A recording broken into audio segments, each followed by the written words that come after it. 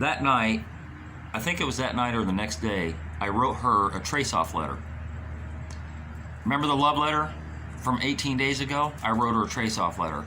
And basically, I don't want to go through the letter, it'll take too long, but basically I said that, you have used me, you're very selfish, you're all about you all the time, it's never about me, all the stuff that I just said. I said, you disrespect me all the time, you disrespect my time, I've done so much for you and you don't do shit for me, and blah, blah, blah.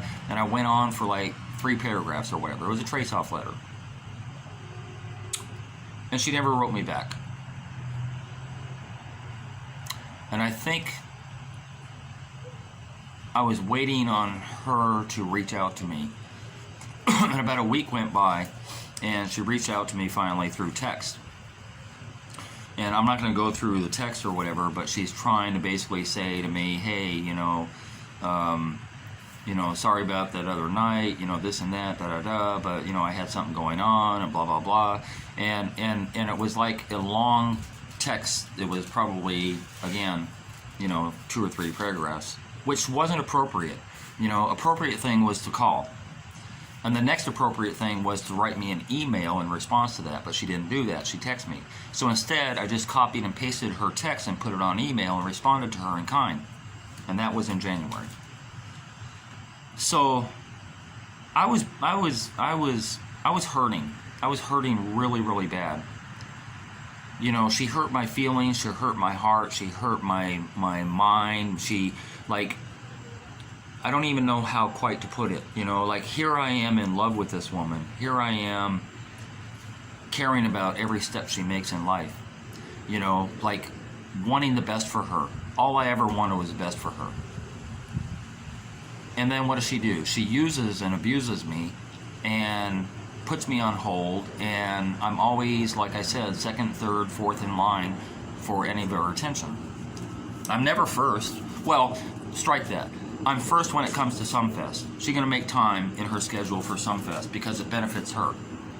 I'm first in line when it comes to going out to dinner, because guess what? She gets to pick anything off the menu and eat for free. I'm first in line when it comes to going on the Negril trip that I paid for, because she gets to get treated to something that, Kenai don't do for, take her on a trip. I'm first in line with everything that benefits her. But if anything ever benefits me, you see, I fall off of the line. She don't care.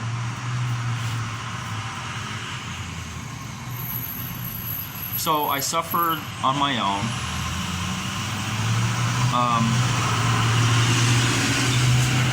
And I suffered hard. I really did, because I was caught up in my own feelings and my own emotions and all this stuff. And I want to be clear also. Hold on a second.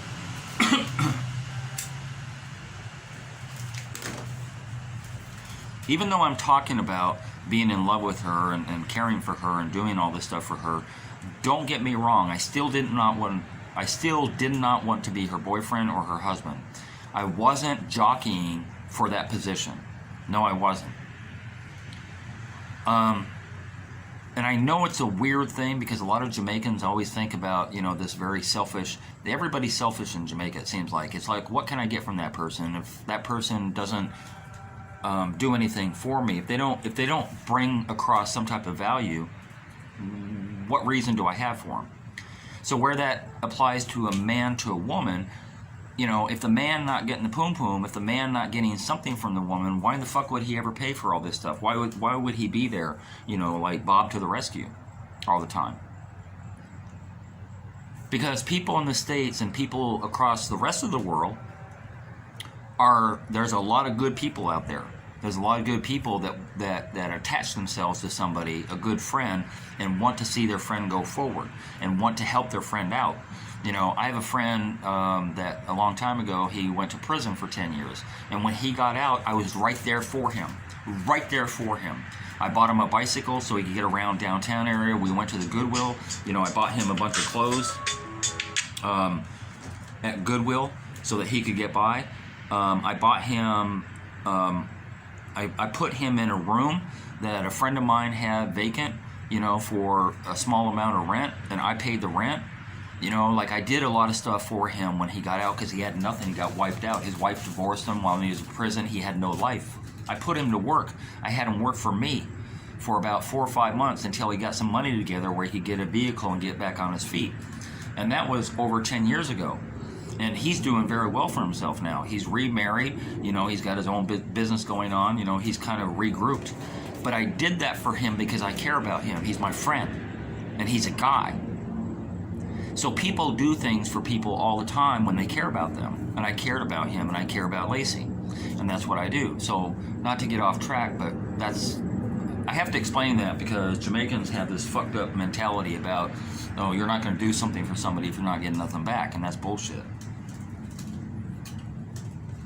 Anyway, as I was saying,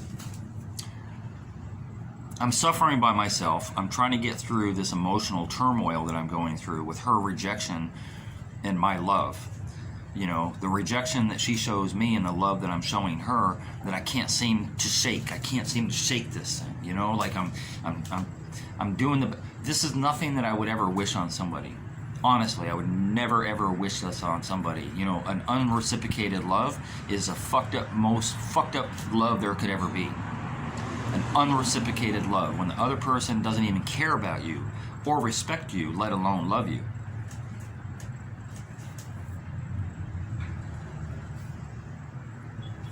So I'm navigating my brain and my heart the best way that I can during this time. And like a week goes by, and I'm working on my house because I just purchased a house back in November. And there was a lot of stuff going on in January besides her. You know, I was getting kicked out of the place that I was in, but I couldn't move into my house because my house had no bathroom because I tore it apart. And I didn't know that I was going to be kicked out of the place I was renting. So I was very, very stressed out about getting into this house, and I needed to overextend the place I was renting in order to build up the bathroom. So I was in the process of building my bathroom while the whole Lacey thing was going on. And all in the middle of that, my work was dead. So the money wasn't coming back in. So at the same time, no work is coming in, and I'm getting kicked out, and now I'm trying to build my bathroom back, and this whole Lacey thing, and this stress was like horrible. And then on top of that, I have, you know, as I said before, I'm a combat veteran, and I have some PTSD.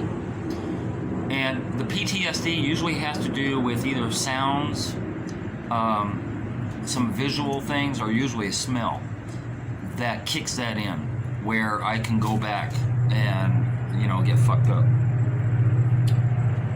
because of something that I saw or I smelled or that happened to me. And then the PTSD kicked in, and I don't know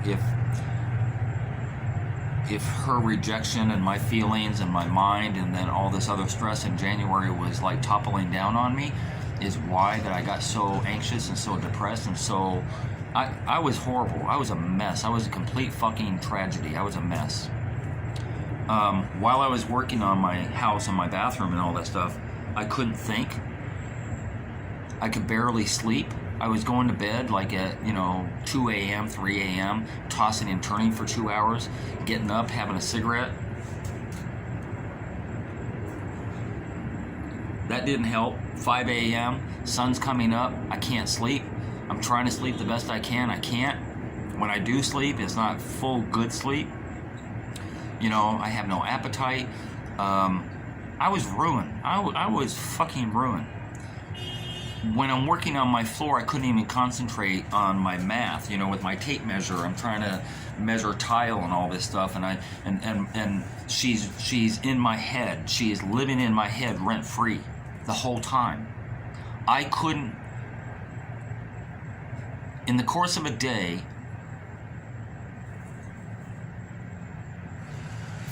5, maybe 10% at the most of my brain thinking was on something else, was on either my work or, paying some bills or doing whatever I had to do just to get by. But the other 90% of my brain was all her, all day long, all night.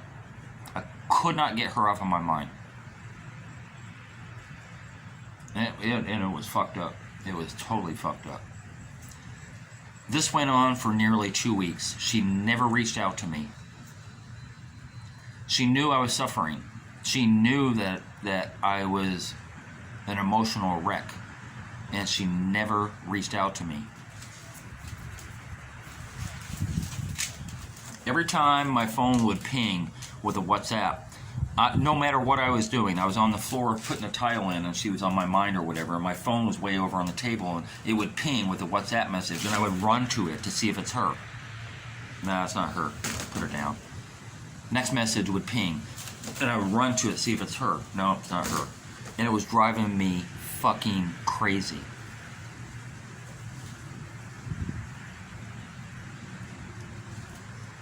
And I don't know why. I've never been through this shit before, ever in my life. You know, the rejection is what was driving me crazy. The love that I had for her wasn't, in a roundabout way, that was driving me crazy. But her rejection of me made me more crazy. Her lack of empathy and sympathy toward me at that time was driving me crazy. Her lack of reaching out to me was maddening. I'm telling you, it was maddening, because I was just like dying for some type of communication with her, and I couldn't get it.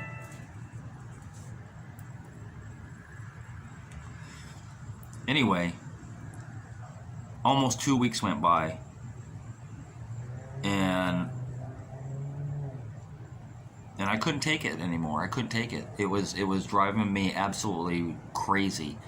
And I don't remember the date exactly. I'm trying to forget it the best I can. I'm going to say that was January 8th that happened on the call that she didn't make to me. I'm going to say it was probably the 23rd, about 2 weeks later. Somewhere around that time range, around the 23rd of January. I reached out to the same female that I had talked about, Sue. I reached out to her on video chat, and it was about 10 o'clock at night, and I had a gun to my head. The same gun I always carry with me, you know? Like I don't know. I don't know what got into me.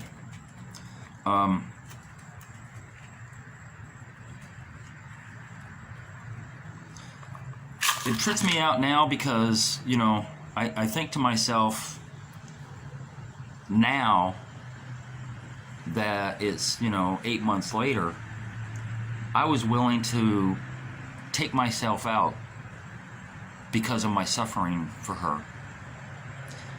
It's trippy. It's really trippy. I'm not proud of it.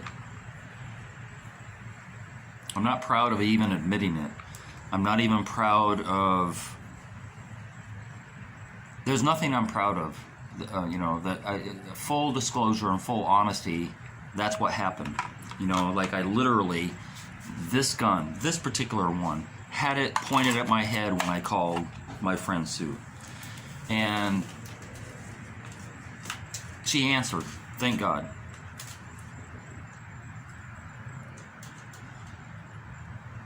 And we talked for, at first she's like, what's going on? And you know, she was a little surprised, and then we talked for 2 hours that night. For 2 hours we talked.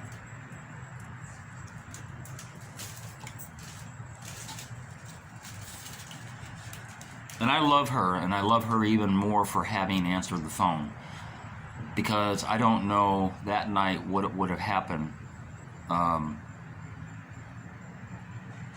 You know, I don't know. I don't know.